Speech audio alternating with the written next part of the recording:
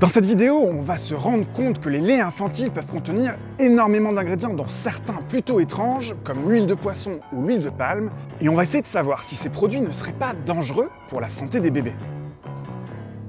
Alors, il y a beaucoup d'ingrédients. Est-ce que tu serais capable de reproduire ce lait infantile? Partiellement, oui. Lait écrémé de vache, dans lequel on va venir rajouter d'autres matières grasses pour que la composition en acides gras corresponde aux besoins nutritionnels du nourrisson. L'huile de colza, copra, tournesol, l'huile de poisson, de l'huile de Mortierella alpina, un champignon. Pour la démonstration, on va utiliser uniquement l'huile de tournesol. Protéines de lait de vache, chlorure de calcium, mix de minéraux, des prébiotiques. Alors il y a encore des vitamines et de la vitamine B9. Directive de la Commission du 22 décembre 2006 concernant les préparations pour nourrissons. 33 pages. Moi, j'ai jamais eu affaire à des produits aussi réglementés que les produits pour l'alimentation infantile. On va venir pomper notre produit. Notre lait, on va le pulvériser sous forme de micro-gouttelettes. J'ai réglé la température d'entrée à 160. Nos micro-gouttelettes vont instantanément se déshydrater. Les particules, quand elles vont arriver au niveau du cyclone, elles vont tomber au niveau du bac collecteur. Oh! Ah! Regarde! Pas mal.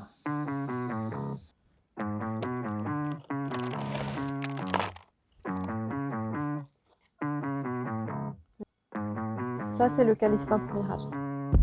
Ça, c'est le nôtre. Tu goûtes? Non. Pourquoi? Parce que j'ai envie de goûter du lait pour enfants. Ah, tu veux que je goûte? Pour de vrai? Ok, ok. Oh, ça ressemble à du lait. Ça, c'est le calispa. Il n'est pas à mon goût. Après, je peux pas me prononcer pour un nourrisson, je sais pas. En attendant d'organiser une dégustation à l'aveugle de lait infantile et de lait maternel à la fin de cette vidéo, une précision.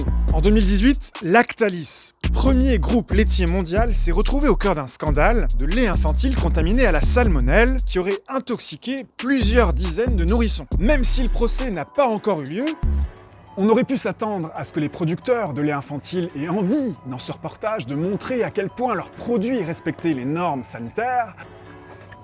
Or, aucune marque n'a accepté de m'accueillir pour un tournage, et peut-être est-ce parce qu'elles ont encore souvent recours à un ingrédient pas très écologique, cause majeure de déforestation.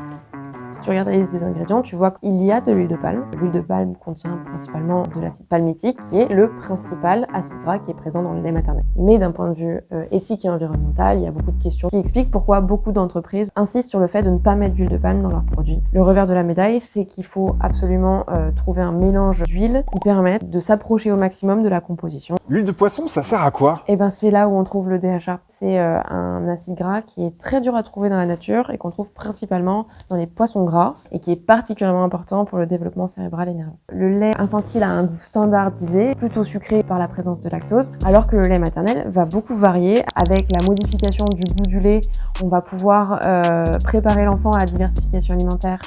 Dans le lait, il y a aussi des anticorps, il y a plein de molécules qui vont aider à son système immunitaire. Le lait maternel est meilleur que le lait infantile, c'est indiscutable. Mais tous ces bienfaits-là ne veulent pas dire que le lait infantile est mauvais pour l'enfant. L'allaitement doit être un choix et le lait infantile permet ce choix. Et au niveau du goût, je vais mettre au défi un fromager de déguster du lait destiné aux nourrissons, dont un vrai lait maternel que m'a donné une amie qui est une toute jeune maman.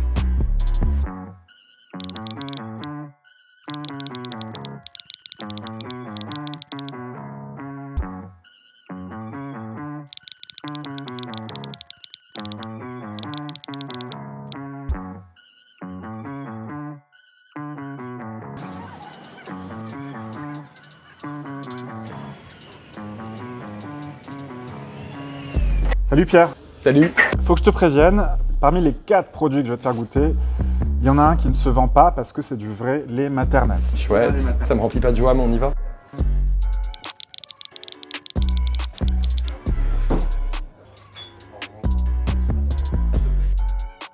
J'en ai 3 qui sont très blancs, j'en ai un qui est un peu plus blanc cassé. Est-ce que tu aurais un torchon ou une serviette pour te bander les yeux? Je peux mettre un moule sur la tête ou un masque.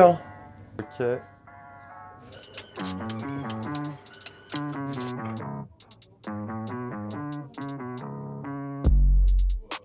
C'est assez bizarre hein, quand même, c'est pas animal. Il y a un truc un peu fruit sec, c'est vraiment une texture de flotte. C'est sucré, c'est pas sans lactose. Le lactose, c'est le sucre du lait.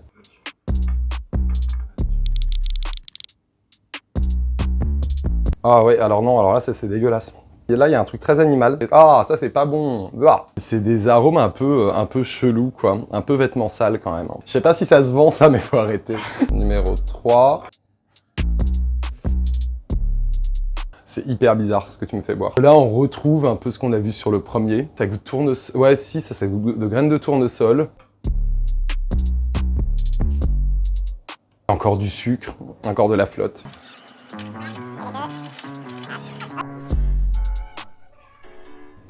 C'est quoi? Les 3 premiers sont des laits infantiles destinés aux nourrissons de 0 à 6 mois. Le premier, c'est le lait Gigose au petit pro. Le plus cher, 20,71 € le kilo. Le deuxième, c'est le lait Gallia, dans lequel tu as senti des pépins de tournesol. C'est intéressant parce qu'en fait, il y a de l'huile de tournesol dans tous les laits infantiles que tu as devant toi. Je l'ai senti là, en tout cas. 19,33 € le kilo. Le troisième, c'est le Blédina, le seul qui contient de l'huile de palme. C'est aussi le moins cher, 14,11 € le kilo. Et le dernier, c'est le lait maternel de ma pote, gratuit.